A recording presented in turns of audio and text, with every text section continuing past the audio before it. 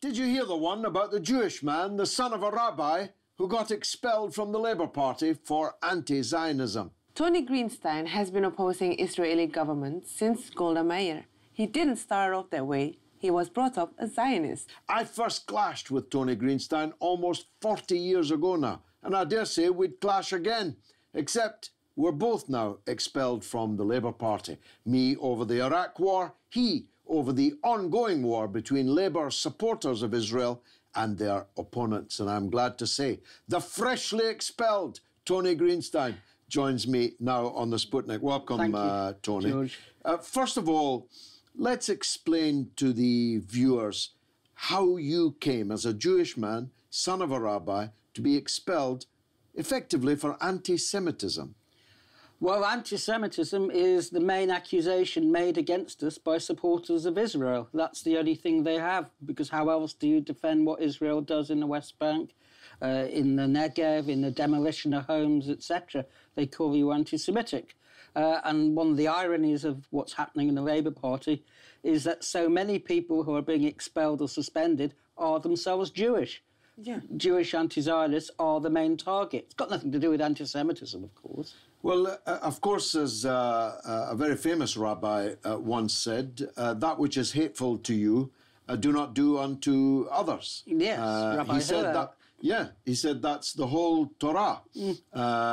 So, in a way, I'm guessing you feel that you, above all, have a duty to speak out against something that is being done falsely attributed to your religion. Yes, indeed. I mean, Israel calls itself a Jewish state. It says it speaks on behalf of every Jew. So when it imprisons Ached Tamimi, the 16-year-old girl on the West Bank, for being a threat to armed soldiers, or when it demolishes villages in the Negev in order to build Jewish towns on top of them, or all the host of apartheid laws, it does that in the name not of its own Jewish citizens, but in the name of every Jewish person throughout the world. That's what it means as a Jewish state. So it's incumbent upon Jews, wherever they are, to speak out and say, not in my name. So when you were sitting there in front of the panel and they gave you the verdict, did they sit there with a serious, straight face? Or do you think that deep inside them they know they're wrong, but they just have to keep up this? These are cynical apparatchiks. They don't believe in anything. They hate the left.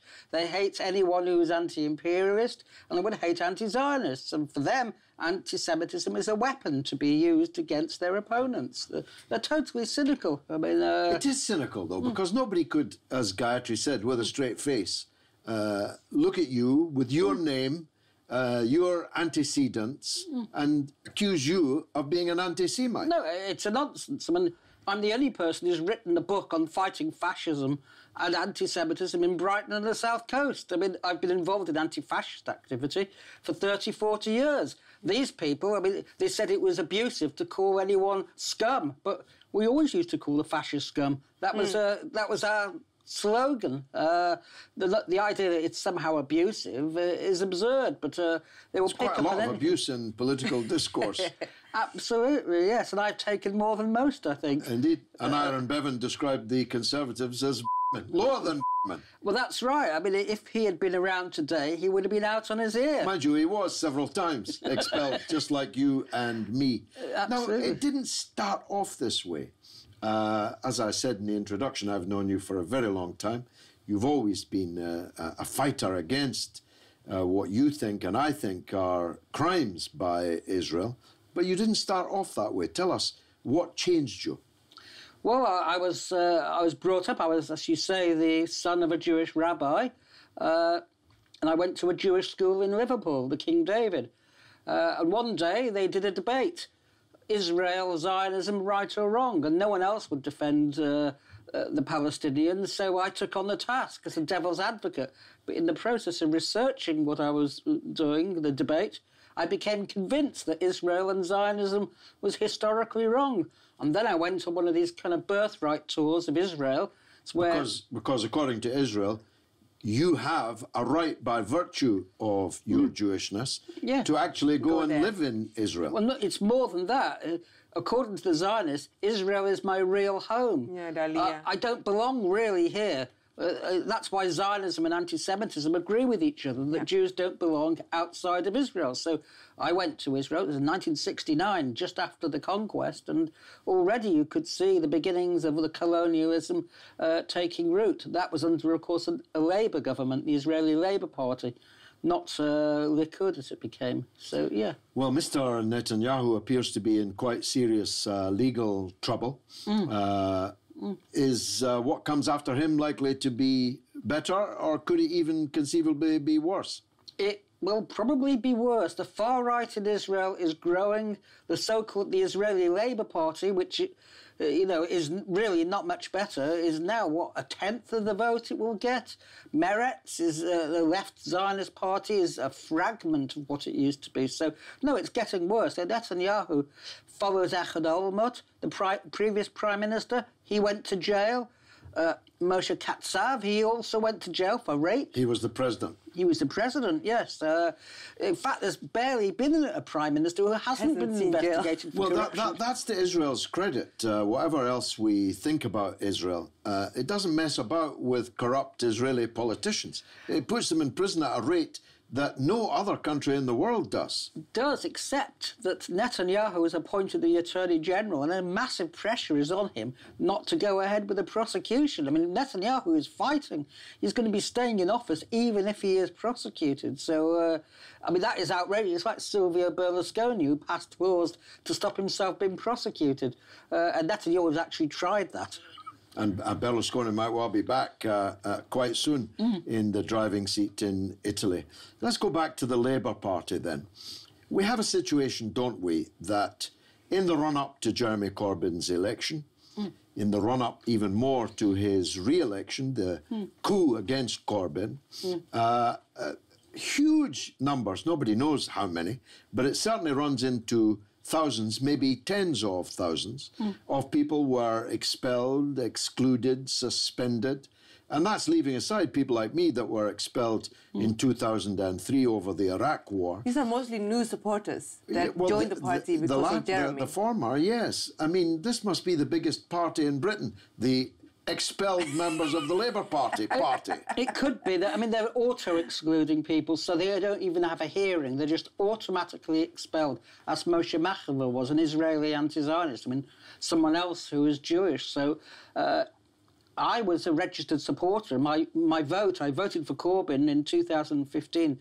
My vote, my ballot paper, was taken out of the ballot box electronically. And told I was no longer a registered supporter, but I joined, and somehow it slipped through the net. But yes, thousands have been suspended and expelled, and the reason is quite clear. The civil service under Ian McNicol is fighting back hard. He's the General Secretary. He is the General Secretary, and he's fighting back hard against the left, and that's what they're doing. This whole anti-Semitism nonsense actually started with Jeremy Corbyn. They accused him of being associated with Holocaust deniers. But once he became elected, they turned their fire on Gerald Kaufman and other people, and I was suspended in March 2016. But I wish that Jeremy Corbyn had called it out from the beginning. He would have saved himself a lot of trouble. If he'd said, yes, I condemn anti-Semitism where it exists, and it barely exists, but I also condemn those who misuse and abuse anti-Semitism against people who are not anti-Semitic. Well, anti-Semitism does exist, and it is, of course, historically speaking, the most toxic of all forms of racism, industrially, systematically seeking to literally annihilate from the face of the earth an entire category of people. But I must say, in 36 years membership of the Labour Party and in the 15 years since I was expelled, I genuinely have not met any member of the Labour Party who could be described as anti-Semitic. It's almost a contradiction in terms. Why would you be Labour if you were anti-Semitic? There is no anti-Semitism in the Labour Party. It's a myth. At best, you'll get people who will make inappropriate remarks. It's not a real phenomenon. At best, people make inappropriate remarks as a reaction to what Israel does in the name of Jewish people. I mean, that's all it is. But, of course, then they are jumped upon from on high and suspended for those remarks. But they're innocuous. They're not anti-Semitic in any real sense at all. Basically, the analogy is between Israel and the Jewish faith, and Saudi Arabia speaking up for the Islamic faith, right? Yeah, I mean, we're going to ask that. If it's anti-Semitic to attack Israel, is it Islamophobic to attack Saudi Arabia? Well, that is the logical argument, isn't it? How can it be racist to ever attack a state? It can't be.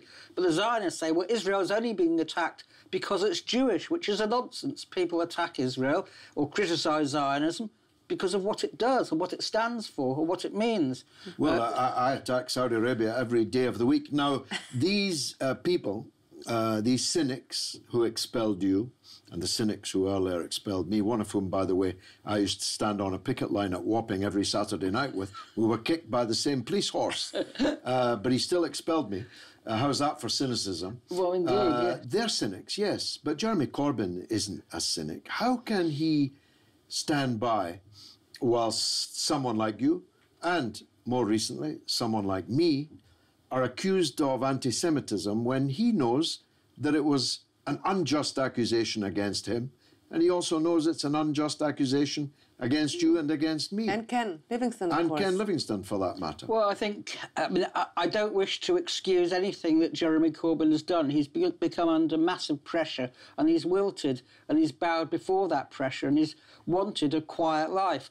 But in fact, he's got anything but a quiet life, because the more people you feed to the false anti-Semitism machine, the more people it wants to devour. So it's actually counterproductive. If Jeremy had stood out from the beginning and said there is no anti-Semitism in the Labour Party, or it's trivial at best, compared to the Islamophobia, the hostility to Roma people, and so on, then I think he would have shot them, as it were. Yes, he would have shot the goose, as it were.